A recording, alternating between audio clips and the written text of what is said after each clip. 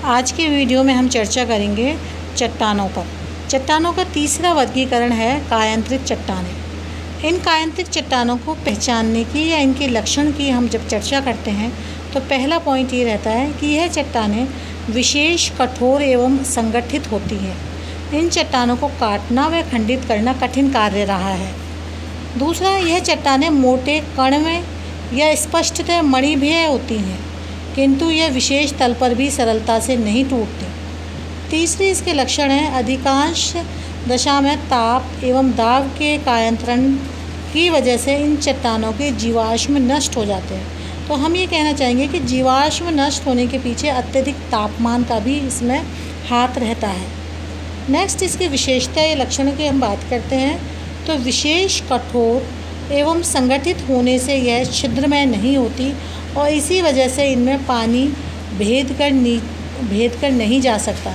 जैसे कि हमने पिछली बार परतदार चट्टानों में चर्चा करी थी कि उनमें परतों में छिद्र होते हैं और छिद्रों से पानी नीचे चल जाता है। तो भूमिगत जल के लिए परतदार चट्टानें तुलनात्मक रूप से सही पाई गई हैं।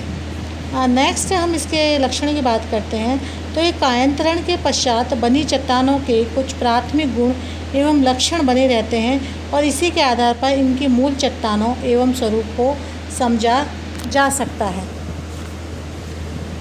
रूपांतरित या कायांतरित चट्टानें, जैसे कि हम मानते हैं कि इसको इंग्लिश में मेटामॉर्फिक रॉक्स बोला जाता है और मेटामॉर्फिक लैटिन भाषा के दो शब्दों से मिलकर बना है, मेटा प्लस मॉर्फ। मेटा का मतलब होता है चेंज और मॉर्फ का मतलब होता है फॉर्म, अर्थात किसी भौतिक शक्ति एवं प्रक्रिया के प्रभाव से चट्टानों के मूल स्वरूप या संरचना में परिवर्तन आने से जो नवीन चट्टान बनती है उसे रूपांतरित या कायांतरित चट्टान कहते हैं। सामान्यतः इसके पीछे दाब, ताप, बिजाव, भार एवं रासायनिक प्रक्रियाओं के प्रभाव से पूर्व कि किसी एक प्रकार की चट्टान में बनावट, स्वरूप, खनिजों का पुनर्गठन एवं भौतिक लक्षणों में परिवर्तन आता रहता है। इसी के फलस्वरूप आग्नेय व अवसादी चट्टानों एवं पूर्व की कायांतरित चट्टानों से पूर्णतः नवीन चट्टान बनती है। वार्सेस्टर के अनुसार कायांतरित चट्टानों में वह चट्टानें सम्मिलित की जाती हैं जो विघटित हुए बिना ही आकृति व संगठन में परिवर्तित हो जाती हैं। ऐसी चट्टानें प्रायः अपने मूल चट्टान से निश्चित प्रक्रिया दिशा से में ही रूपांतरित होती है एवं उसकी कठोरता मूल चट्टान से बढ़ जाती है। चट्टानों के रूप परिवर्तन के जो मुख्य कारक होते हैं कि जिन वजह से रूप परिवर्तन होता है उनमें सबसे पहला कारक है तापमान। जब किसी कारणवश चट्टान के ताप में तेज़ी से वृद्धि होने लगती है तो उनके खनिज एवं तत्वों की संरचना पर प्रभाव पड़ता है। उदाहरण स्वरूप ज्वालामुखी उद्गार के समय मैग्मा प्रवाह मार्ग से 800 से लेकर 850 डिग्री सेल्सियस तापमान पर पदार्थ बाहर की ओर उत्सर्जित होते हैं। ऐसे में नलिका के निकट की चट्टानें विशेष तप्त हो जाती हैं।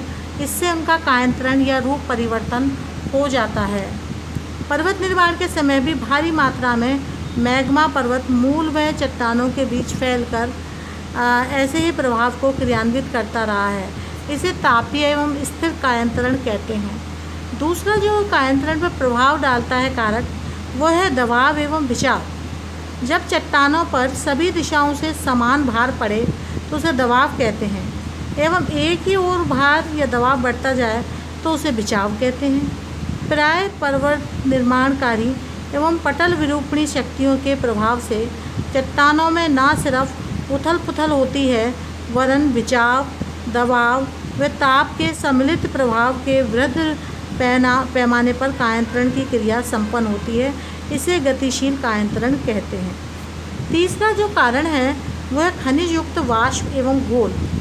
भूगर्भ में अत्यधिक दबाव से वाष्प बहुत ऊंचे तापमान प्राप्त कर लेती है, करीबन 135 डिग्री सेंटीग्रेड तक। ऐसी स्थिति में वह तेज़ी से चट्टानों के मध्य की दरारों का विस्तार करती है तथा कमज़ोर ऊपर पट्टी की ओर अग्रसर होती है।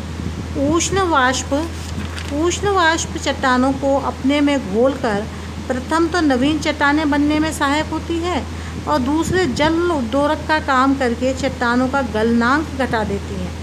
अतः भूगर्भ की शैलों में परिवर्तन होने लगता है और आग्नेय एवं रूपांतरित चट्टानों नए सिरे से निर्मित होने लगती हैं।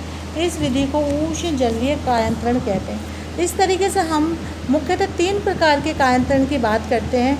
नंबर 1 ताप एवं स्थिर कायांतरण, नंबर 2 गतिशील कायांतरण, तीसरा है उष्ण जलीय कायांतरण।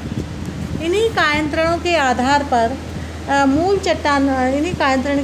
पर चट्टानों में परिवर्तन होता है, जैसे कि परिआग्नेय कायांतरण, परिअवसादी कायांतरण, बहु कायांतरण।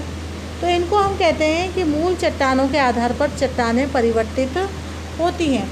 जैसे कि आग्नेय चट्टानों से जब रूप परिवर्तन होता है तो नवीन आग्नेय चट्टानें बनती हैं, जैसे ग्रेनाइट से नीस एवं बेसाल्ट और स्लेट की रचना होती है।